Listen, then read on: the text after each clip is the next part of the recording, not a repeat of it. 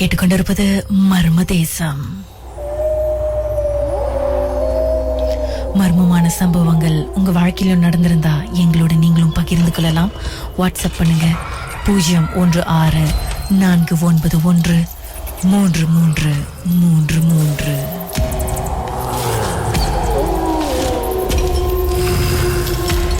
என்ன நடந்தது மிஸ் விக்னேஸ்வரி?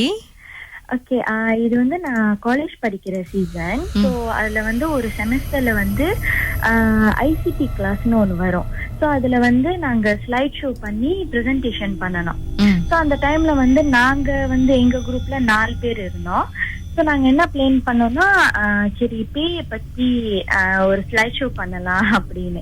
அப்ப நாங்க வந்து நாங்களே வந்து பேய் வேஷம்லாம் போட்டு அந்த ஸ்லைட் ஷோ வந்து கிரியேட் பண்ணோம். அது ஒரு சின்ன ட்ரெய்லரா வந்து ப்ரெசென்ட் பண்ணோம். அப்ப எங்க லெக்சரர் சொன்னாங்க, நீங்க வித்தியாசமா பண்ண கூடாது, எல்லாமே வந்து ஸ்லைட் ஷோ பண்றாங்களே, நீங்க வந்து ஒரு டிராமாவா பண்ணுங்க அப்படின்னு சொல்லி கேட்டுக்கிட்டாங்க. அப்ப நாங்களும் பேசி பிளான் எல்லாம் பண்ணி ஒரு டிராமாவா கிரியேட் பண்ணோம். கிரியேட் பண்ணி அந்த சீன் வந்து எப்படி வரும்னா, ஒரு சின்னதா தான் போன்லயே தான் நாங்க வந்து அந்த வீடியோ எல்லாம் எடுத்தோம். வந்து எப்படி கிரியேட் பண்ணோம், அந்த மாதிரி கண்ணாடி பாக்குற மாதிரி, பேய் பின்னாடி நடந்து போற மாதிரி அந்த மாதிரி எல்லாம் கிரியேட் பண்ணோம். அப்ப அந்த சீன் வந்து ஒர்க் அவுட் ஆகலன்னு சொல்லிட்டு வந்து ஒரு சின்ன சின்ன சீனா எடுத்தோம். ஃபர்ஸ்ட் சீன் வந்து லிப்ட்ல வந்து என் ஃப்ரெண்டு வேலை முடிஞ்சு வருவாங்க. சோ பின்னாடி இருந்து வந்து ஒரு பேய் உருவம் தெரியறமே. சோ அதுல வந்து நாங்க 4 பேய் சூஸ் பண்ணோம். ஏன்னா 4 பேர் இருக்கறனால ஒண்ணு வந்து அந்த பூச்சவங்க எடுத்தோம், இன்னொன்னு வந்து பொன்சியானா எடுத்தோம், தேர்ட் வந்து அந்த குட்டியோண்டா இருக்குமே தொழில் அது எடுத்தோம், இன்னொன்னு வந்து ட்ரக்குலான்னு எடுத்துக்கிட்டோம். ஏன்னா அது கொஞ்சம் வித்தியாசமா இருக்கட்டும். ஏன்னா அந்த டைம் வந்து எங்களுக்கு எந்த பேய் சூஸ் பண்றதுன்னு தெரியல. சோ மொதல் சீன் வந்து இந்த மாதிரி லிப்ட்ல இந்த மாதிரி இருக்கிற மாதிரி அந்த மாதிரி சீன் பண்ணி அவங்க வீட்டுக்குள்ள வர்றது, அந்த ஒரு சீன் முடிஞ்சிருச்சு முத நாள். முடிச்சுட்டு அப்புறம் அந்த இது கூட ஒண்ணுமே இல்ல. சோ மொதல் சீன் அந்த சீன் முடிஞ்சோன்னா செகண்ட் வந்து என்ன பண்ணோம்னா, நாங்க வந்து ஒரு புது வீட்டுக்கு ஷிஃப்ட் பண்ண போறோம். அந்த வீட்டுலதான் வந்து பேய் இருக்கிற மாதிரி. சோ அங்க வந்து முத நாள் வந்து ஒரு கேர்ள் பிரெக்னன்ட் லேடி அவங்க அந்த வீட்டுல இருக்கிறாங்க. ஹஸ்பண்ட் வந்து ஏதோ ஒண்ணு எடுத்துட்டு வந்து பில்ஹாயா மாதிரி எடுத்துட்டு வந்து அந்த ஒய்ஃப் காசு கேட்டு துன்புறுத்துற மாதிரி அவங்களை தள்ளி விட்டு கீழே விழுந்து அப்படியே அபார்ட் பண்ணி இறந்துட்டாங்க. சோ அந்த வீட்டுலதான் வந்து நாங்க குடி போற மாதிரி. So every night every day வந்து நாங்க ஒரு சீனா எடுக்கிறப்ப அந்த சீனுக்கு வந்து நாங்க என்னென்ன சத்தம் போட்டோமோ அதே சத்தம் அந்த எவ்ரி நைட் வந்து நடக்க ஆரம்பிச்சிச்சு. முத நாள் வந்து நாங்க ரியலைஸ் பண்ணல, விட்டுட்டோம், இது நார்மலா தான் இருக்கும் போல அப்படின்னு. அப்ப போக போகதான் வந்து, ஏன்னா அன்னாடிக்கும் நானும் என்னோட இன்னொரு ஃப்ரெண்டு இருக்காங்க, நாங்க 2 பேர் தான் எடிட்டிங்ல உட்காந்துருப்போம். ராத்திரி ஒரு மணி 2 மணி வரைக்கும் கூட உட்காந்துருப்போம். நாங்க சூஸ் பண்ண அந்த பேக்ரவுண்ட் சவுண்டு கூட கொஞ்சம் பயங்கரமான சவுண்டா தான் இருந்துச்சு. எல்லாமே வந்து இங்கிலீஷ் படத்துல இருந்து எடுத்தது, யாரும் ரொம்ப கேட்காத சவுண்டு அந்த மாதிரி. இதுலயே எது வந்து ரொம்ப டாஷாட்டா இருந்துச்சுன்னா, இது வந்து என்னோட சீனு. நான் வந்து ராத்திரி தண்ணி தாகம் எடுக்குதுன்னு சொல்லிட்டு நான் வெளியே வருவேன். அந்த டைம் வந்து என்னோட இன்னொரு ஃப்ரெண்ட் வந்து அவங்க கொஞ்சம் கட்டையா இருப்பாங்க. அவங்க வந்து ஒரு டைனிங் டேபிள்ல உட்காந்துக்கிட்டு தோயோல் மாரி வேஷம் போட்டுக்கிட்டு விளையாடுற மாதிரி. அந்த சீன் முடிஞ்சோன்னா அப்ப என் ஃப்ரெண்ட் வந்து சொன்னாங்க, இன்னும் பயங்கரமா இருக்கிறதுக்கு நம்ம சத்தம் கொடுப்போம்னு சொல்லிட்டு 2 பானை மாதிரி இருக்கும் எடுத்து டொங் டொங்குன்னு சத்தம் கொடுத்தாங்க. சோ அது அந்த நேரத்துல வந்து அந்த சவுண்ட் வந்து கொஞ்சம் இதாதான் இருந்துச்சு, பயங்கரமா இருந்துச்சு. சோ அந்த சீன் எல்லாம் முடிச்சுட்டு நைட்டு நாங்க எடிட்டிங்கும் பண்ணிட்டு போய் படுத்துட்டோம். மணி ஒரு 2 கிட்ட இருக்கும். நான் அப்பதான் அந்த சீன் எடிட்டிங் எல்லாம் முடிச்சுட்டு படுக்கிற நேரம் அதே சத்தம் நாங்க காதால கேட்டோம். ஆனா வந்து யாரு எடுத்தோமோ அந்த சீன்ல இன்வால்வ் பண்ணி இருக்கிறோமோ அந்த பர்சனுக்கு மட்டும்தான் இன்னும் கண்ணீர்னு கேட்டுச்சு. மத்தவங்க எல்லாம் வந்து அவ்வளவு இது பண்ணலன்னு படுத்துட்டாங்க.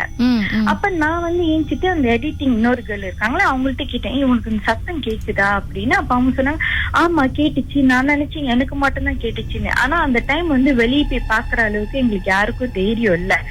சரி சொல்லிட்டு படுத்தாச்சு. சரி யார்ட்டையும் சொல்ல வேணாம், நம்மளுக்குள்ளேயே இருக்கட்டும் அப்படின்னு. செகண்ட் சீன் வந்து அந்த புன்சியானா. அந்த சீன் வந்து எப்படின்னா, என்னோட ஒரு ஃப்ரெண்டு வந்து அவங்க ஹால்ல உட்கார்ந்து இருப்பாங்க. உட்கார்ந்து அப்புறம் இன்னொருத்தவங்க டாய்லெட் போறேன்ட்டு வெளியே வரப்ப இன்னும் யாரோ வந்து ஹால்ல உட்கார்ந்து இருக்காங்களே யாரு அப்படின்னு சொல்லி போய் கூப்பிடுற டைம் அவங்க ஒன்னே திரும்பி வந்து அந்த அதுக்கேத்த மாதிரி ஹிஹின்னு சத்தம் கொடுக்கற மாதிரி அந்த மாதிரி சீனு. அவங்களுக்கு என்ன நடந்துச்சுன்னா எங்க ஹாஸ்டல்ல வந்து அது வந்து ஒரு வீடு அபார்ட்மெண்ட், 2 வாஷ்ரூம் இருக்கும். ஒண்ணு வந்து உள்ள இருக்கும், இன்னொன்னு கிச்சன் வழியா நீங்க வெளியாகணும். வெளியாகினா நீங்க அங்க போகணும். சோ வெளியாகனா நீங்க வந்து அந்த காரிடோர் பாக்கலாம். இவங்க வந்து குளிக்க போறேன்ட்டு வெளியே இருக்க நைட் ஒரு 9-10 இருக்கும். குளிக்க போறேன்னு போறப்ப அந்த கல்லுல வந்து குட்டியா ஒண்ணு குத்த வச்சு உட்கார்ந்து இருக்குது அப்படின்னு பாத்துட்டு பயந்துகிட்டு அவங்க யாருக்கிட்டயும் சொல்லாம வந்து என்கிட்டதான் சொன்னாங்க. ஏன்னா அந்த டைம்ல வந்து அந்த என்னோட ஒரு கூட்டளி ஒருத்தவங்க கட்டையா இருப்பாங்கன்னு சொன்னால அவங்க வந்து கொஞ்சம் பயந்த சுபாவம். அவங்க அந்த சீன் ஆக்கிற அந்த பேய் இது டிராமா எடுத்து முடிக்கிற வரைக்கும் அவங்க யார்ட்டையுமே பேசல, ரொம்ப அமைதியா உள்ளுக்குள்ளே பயந்துகிட்டு அந்த மாதிரி. சோ இந்த மாதிரி போயிட்டே இருக்கிற நேரம் அப்படி இப்படின்னு சொல்லிட்டு கொஞ்சம் டிஸ்டர்பன்ஸ், நைட் எல்லாம் தூங்க விடாம. அப்புறம் நாங்க ஹால்ல உட்கார்ந்துருப்போம். எங்களோட ஸ்டடி டேபிளுக்கு நடுவுல வந்து அந்த ஒரு சீனும் இருந்துச்சு. நாங்கெல்லாம் உட்கார்ந்து என்ன அந்த வீட்டுல வந்து ரொம்ப என்னென்னமோ நடக்குது, இது வந்து சீனு என்னென்னமோ நடக்குது அப்படின்னு சொல்லி பேசிட்டு இருக்கப்ப ஒரு கேர்ள வந்து பேய் வேஷம் போட்டு அந்த ஸ்டடி டேபிளுக்கு நடுவுல உட்கார வச்சிருந்தோம் வெள்ளை துணியோட. பட் நாங்க என்ன ரியலைஸ் பண்ணி பார்த்ததுன்னா கருப்பு கலர் இதுல அதே இடத்துல ஒரு உருவம் உட்கார்ந்து இருந்ததை நாங்க பார்த்தோம். சோ எல்லாருமே பார்க்கல, நானு அந்த எடிட்டிங் கேர்ள பார்த்தோம். பார்த்துட்டு நாங்க என்ன பண்ணோம், இது ஒண்ணும் இல்ல அப்படின்னு சொல்லிட்டு வந்துட்டோம். அப்புறம் சரி சொல்லிட்டு இது இப்படியே ஓடிக்கிட்டே இருந்துச்சு. சரி சீக்கிரமா முடிக்கணும் இது அப்படின்னு சொல்லிட்டு ஒரு நாள் இது எல்லாத்தையும் முடிச்சிட்டு சிடிலயும் பர்ன் பண்ணிட்டோம். அந்த அன்னைக்கு என்ன நடந்துச்சுன்னா, நான் அசதியில வந்து நான் என் ரூம்ல தூங்கிட்டு இருக்கேன். இன்னொரு ரூம்ல என்னோட ஒரு 4-5 ஃப்ரெண்ட்ஸ் கிட்ட வந்து உட்காந்து பேசிக்கிட்டு இருக்கிறாங்க. அப்ப வந்து திடீர்னு வந்து என்னோட இன்னொரு ஃப்ரெண்ட் வந்து அந்த 5 பேர் உட்காந்து பேசிட்டு அந்த ரூம்ல இருந்து ஓடி வந்து ஏந்திரி அந்த ரூம்ல வந்து ஒரு அக்காக்கு வந்து அதுல ஒருத்தவங்களுக்கு வந்து வயசு கூட. சோ அக்காக்கு வந்து நான் ஏன் என்னது சாமி வந்துருச்சா, எப்படி ஒரு வாய்ப்பு இல்லையே அப்படின்னு. இல்ல என்ன வந்து துரத்திட்டாங்க, நான் போய் வார்டன் கால் பண்றேன். வார்டன் 2 வார்டன் இருக்காங்க, கால் பண்ணி ஒரு வார்டன் கூட அந்த போனை வந்து ஆன்சர் பண்ணவே இல்லை. அப்ப நான் என்ன பண்ண, அந்த டைம்ல வந்து வீட்டுல வந்து ரொம்ப சாமி கும்பிடுறது நான் ஒரு ஆள் தான். மஞ்சள் தண்ணி எல்லாம் தெளிச்சு இந்த மாதிரி சாமி கும்பிடுவேன். நான் என்ன பண்ண, சரி நார்மலா சாமி வந்தாக்கா தட்டுல சூடெல்லாம் ஏற்றி எடுத்துட்டு போவாங்க. அந்த மாதிரி சூடை எடுத்துட்டு போய் கதவு திறக்கிறதுக்குள்ள அவங்களுக்கு சாமி இறங்கிடுச்சு. இன்னொரு அதுக்குள்ள எப்படி சாமி இறங்கும் அப்படின்ட்டு நான் அந்த பிள்ளைகிட்ட கேட்டேன், சாமி எப்படி இறங்குனாங்கன்னு. வந்த கையோட அவங்க என்ன சொல்லியிருக்காங்கன்னா, கத்தி ஏசிருக்காங்க. உங்களுக்கு எல்லாம் வேலையை பார்த்துட்டு இருக்க முடியாதா, பொம்பளை பிள்ளைங்க தானே, அடக்கொடக்கமா இருக்க முடியாதா, ஏன் தேவையில்லாத விஷயத்த போய் நீங்க டிஸ்டர்ப் பண்ணிட்டு இருக்கீங்க, இப்படியே போயிட்டு இருந்துச்சுன்னா நான் என்ன பண்ணுவேன்னு எனக்கே தெரியாது, உங்களெல்லாம் வந்து எதுக்கு அனுப்புனாங்களோ அந்த வேலையை மட்டும் பாருங்க, அடுத்தவங்களை டிஸ்டர்ப் பண்ணிட்டு இருக்காதீங்கன்னு சொல்லி அவங்க கத்தி இருக்கிறாங்க அவ்வளவு வேகமா. அப்ப உள்ள இருந்த மத்தவங்களும் வந்து பயந்துட்டாங்க. பயந்துட்டு அப்ப சரி சொல்லிட்டு அந்த அவங்களும் சாமி இறங்க கிட்ட எப்படி சாமி இறங்குனாங்க, நான் தான் சூட எதுவுமே எடுத்துட்டு வரலையேன்னு. அப்ப அவங்க சொன்னாங்க, இல்ல மூஞ்சி தொடச்சுக்கிட்டு அப்படியே மயக்க போட்டு விழுந்துட்டாங்க அப்படின்னு. அப்ப எங்களோட இன்னொரு பிளாட்ல வந்து காய் ஃப்ரெண்ட்ஸ் இருந்தாங்க. அப்போ அந்த பையன் கிட்ட சொன்ன, இந்த மாதிரி எங்களுக்கு ரொம்ப பயமா இருக்கு, என்னன்னு போய் பாரு அப்படின்னு. அப்ப அந்த காய் வந்து யாரோ தெரிஞ்சவங்க கிட்ட அந்த மாதிரி கோயில்ல போய் கேட்டப்ப அவங்க எல்லாத்தையும் பார்த்துட்டு சொன்னது என்னன்னா, அந்த வீட்டுல வந்து உண்மையாலுமே இருக்கு, சும்மா இருந்ததை வந்து நீங்களா இழுத்துட்டு வந்துட்டீங்க, அது நீங்க டிஸ்டர்ப் பண்ணனாலதான் அந்த வீட்டுல வந்து அது உட்கார்ந்துருச்சு. அதுவும் ஒரு அந்த அக்கா மூலியமா தான் வந்திருக்குது. அவங்க வந்து எங்கேயும் வெளியே போயிருக்காங்க. சோ ஒரு பிளாட்டா அபார்ட்மெண்டா என்னன்னு தெரியல, இருட்டான இடத்துல அந்த வழியா வரப்ப இந்த அக்காவை பார்த்துட்டு அது வந்து ஒரு ஆம்பளாலாம். சோ அந்த அக்காவை பார்த்துட்டு அந்த அக்கா பின்னாடியே வந்திருக்குதுன்னு. இது நாங்க எப்படி டபுள் கன்ஃபார்ம் பண்ணோம்னா, நாங்க போய் பார்த்துட்டு வந்த கையோட அந்த அக்கா கூட ஒரு கேர்ள் படுத்திருப்பாங்க.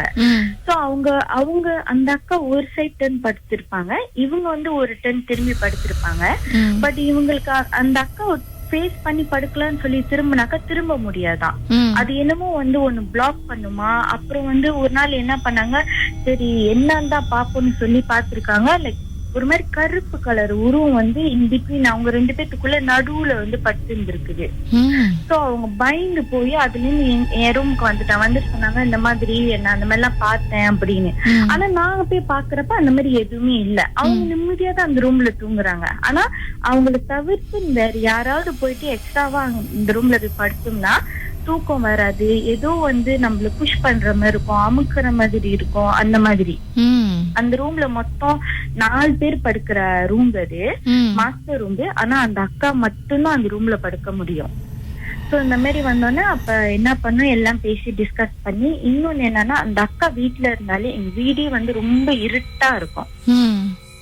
ஏதோ ஒண்ணு அன்கம்ஃபர்டபுளான ஒரு ஃபீலா இருக்கும். அவங்க சும்மா அந்த மாதிரி சரி வெளியே போயிட்டு வரணும் வெளியே போனாங்கன்னா பிரைட்டா இருக்கும் அந்த வீடே. அவங்க வீட்டுல இருந்தாக்கா அந்த வீடு ஒரு மாதிரி சிரமமா இருக்கிற மாதிரி ஒரு ஃபீலா, அந்த டார்க்னஸ் வந்து நாங்க ஃபீல் பண்ணோம். இருட்டாவே தான் இருக்கும். நீங்க எவ்வளவுதான் லைட் கட்டினாலும் அந்த வீடு வந்து இருட்டா இருக்கிற மாதிரி ஒரு ஃபீலிங் இருக்கும்.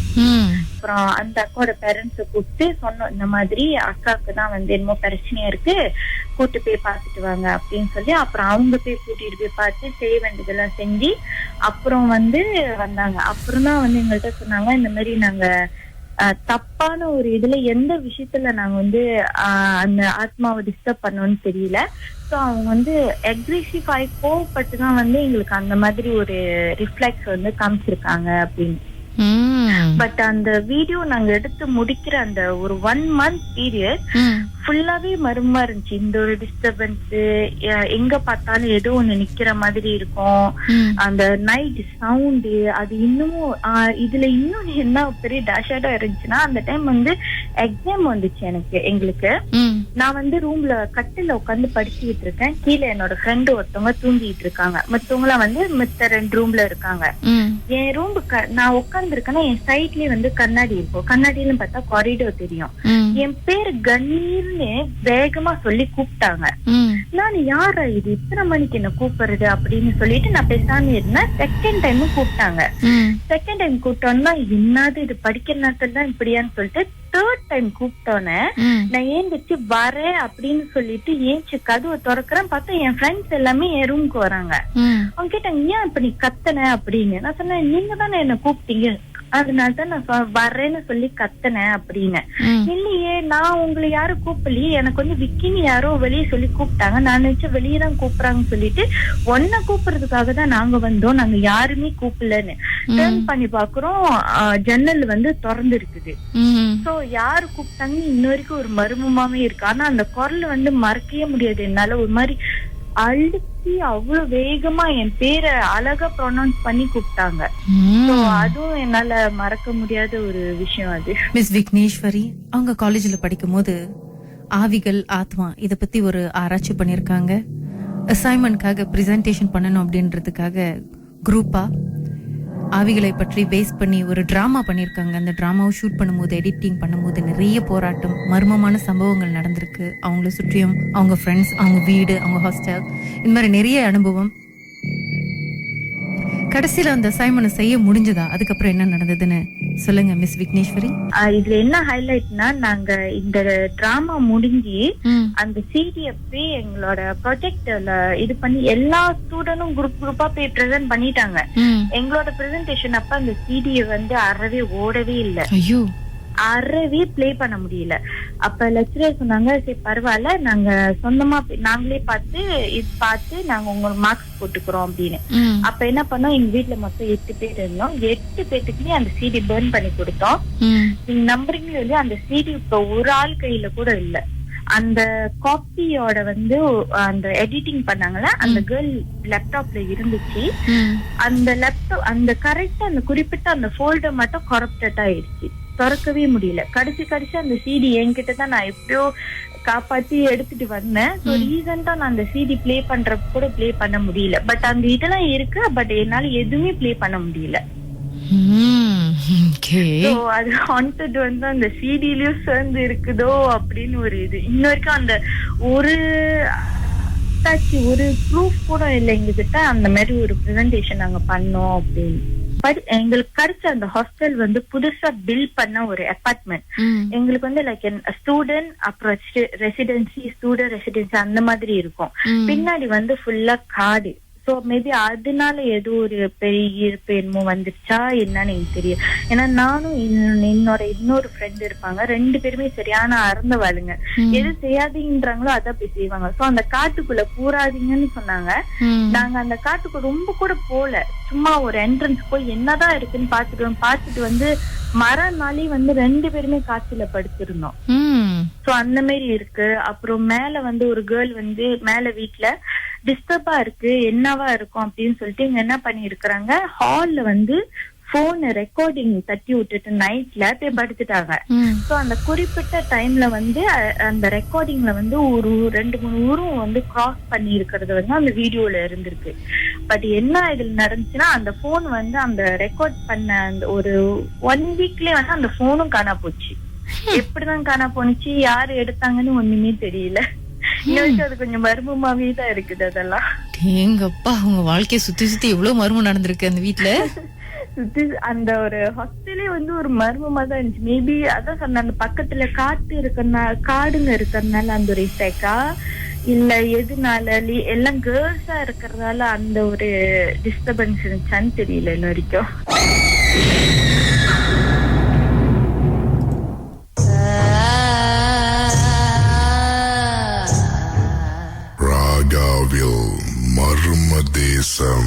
என்ன நடந்தது திருமணம்? 1987 வாக்குல வந்து எங்களுக்கு வந்து டிரான்ஸ்போர்ட்ல காட்டல, மோட்டோர்ல தான் இங்க இருந்து ஈப்போக்கு போனோம். ஈப்போக்கு இங்க இருந்து மோட்டோர்ல 2 பேர் தான் போறப்ப அங்க போயிட்டு ஒரு பர்த்டே ஃபங்க்ஷன் அட்டெண்ட் பண்ணிட்டு வெளியே வரப்ப ஒரு ஆக்சிடென்ட், லாய்க்காரங்க ஆக்சிடென்ட் பண்ணாங்க. அவங்க வந்து அந்த ஹைவேலயே இறந்துட்டாங்க. அவங்களுக்கு அவங்க சொந்தக்காரங்க எல்லாத்தையும் உதவி செஞ்சுட்டு சோ நாங்க வெளியே வரப்ப எங்க சட்டை எல்லாமே ரத்தம். சோ நாங்க அந்த ஹைவேல இருந்து வரப்பே வந்து ஒரு 15 to 20 மினிட்ஸ் எங்க மோட்டோ முன்னுக்கு டயர் வந்து பஞ்சர் ஆயிடுச்சு. சரி என்னடா மோட்டோ டயர் முன்னுக்கு வந்து பஞ்சர் ஆயிடுச்சு சொல்லிட்டு நாங்க வந்து இறங்கி பாக்குறப்ப டயர் பஞ்சர் சொல்லிட்டு அந்த டைம்ல வந்து விடைக்கெல்லாம் பண்ணி ஒரு 4 மணிக்கு யாருமே இல்ல அந்த ஹைவேல. சரி தள்ளிக்கிட்டே போன்னு சொல்லிட்டு தள்ளிட்டு போறப்ப ஒருத்தர் வந்தாரு, ஒரு இந்தியன் காய். அவரு வந்து எங்கிட்ட சொன்னாரு, இந்த மாதிரி வந்து ஏன் இந்த நேரத்துல வந்து மோட்டோ தள்ளிட்டு போறீங்க, என்ன ஆச்சுன்னா சொன்ன, இந்த மாதிரி சார் இந்த மாதிரி மோட்டோ பஞ்சர் ஆயிடுச்சு, இந்த மாதிரி ஏன் சத்தம் ரத்தமா இருக்குன்னு என்ன பிரச்சனை. நான் சொன்னேன், இல்ல சார் நாங்க போயிட்டு வரப்ப ஒரு மலாய்க்காரங்க அடிப்பட்டாங்க, சோ ஒடி செஞ்சோம், அவங்க இறந்துட்டாங்க, ஆனா வந்து ரத்தம். சரி நீ போங்க முன்னுக்கு போறப்ப வந்து அந்த டைம்ல வந்து அந்த பொறண்டா வந்து ஹைவே பொறண்டான்னு போறப்ப நிப்பாட்டி கேட்டாங்க, இந்த மாதிரி பிரச்சனை ஏன் தள்ளிட்டு போறாங்க, மோட்டோ வந்து பஞ்சர். அப்புறம் சொல்றாங்க இந்த மாதிரி வந்து ஜப்பான் சித்து சத்து orang India dengan satu orang Melayu surah Langga mati. பார்த்தா மறுநாள் பார்த்தா அவரோட போட்டோவும் அந்த மலாய்க்கர போட்டோ வந்து அந்த தமிழர் இருக்கார்ல, அந்த மலாய்க்கரை வந்து அந்த தமிழர் இடிச்சு அவன் காரி சைட்ல சேருவங்க போய் இறங்கி அவனும் செத்து போயிட்டா. அந்த தமிழர் பைக்ல அவரும் இறந்துட்டாரு. அந்த தமிழர் தான் வந்து எங்க கிட்ட ஏன் இங்க இப்படி போயிட்டு இருக்கீங்க பாத்து போங்கன்னு சொன்னவரு. அதுல இருந்து அந்த ரோட்டே பைக்கிறதுல எங்களுக்கு அவ்வளவு நம்புறீங்களோ இல்லையோ, ஒரு காய் அந்த டைம்ல அந்த நியூஸ் கேட்டு வாஷ்ரூம்க்கு என்னது போங்க அது கூட போகாம அப்படியே நேரம் அவ்வளவு பயம். இது வரைக்கும் இந்த விஷயம் நடந்து ஒரு 11 வருஷம் ஆச்சு. இது வரைக்கும் இந்த விஷயம் வந்து என் மனசுல ஒண்ணும் இருக்கு. அப்படியே இதெல்லாம் நடந்திருக்குமா? சோ அவங்க வீட்டுக்கு போனேன். அவங்க வீட்டுக்கு போறப்ப அந்த அங்கிள் போட்டோ அப்படியே இருந்தது அவங்க வீட்டுல. அவங்க வீடு வந்து சுங்காய், பேர் வந்து ராஜேந்திரன், அவர் வயசு வந்து 59. சோ இதான் என்னோட அனுபவம்.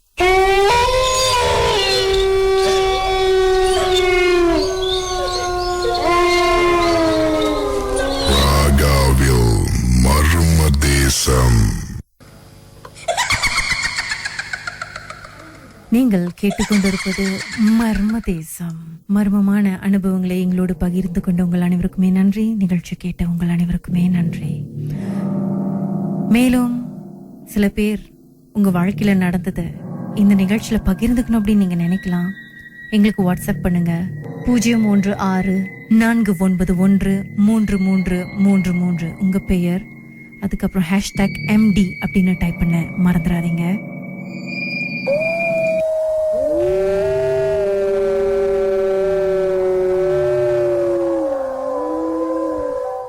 படுக்கிறதுக்கு முன்னாடி இன்னைக்கு நீங்க கேட்ட இந்த அனுபவங்கள், சம்பவங்கள், இதை எல்லாத்தையும் மறுபடியும் கற்பனை பண்ணி பாருங்க. கண்ணை மூடி யோசிச்சு பாருங்க. இந்த விஷயங்களை உங்க வாழ்க்கையில நடந்திருந்தா நீங்க எப்படி சமாளிச்சிருப்பீங்க, என்ன பண்ணிருப்பீங்க? ராகாவில் மர்ம தேசம்.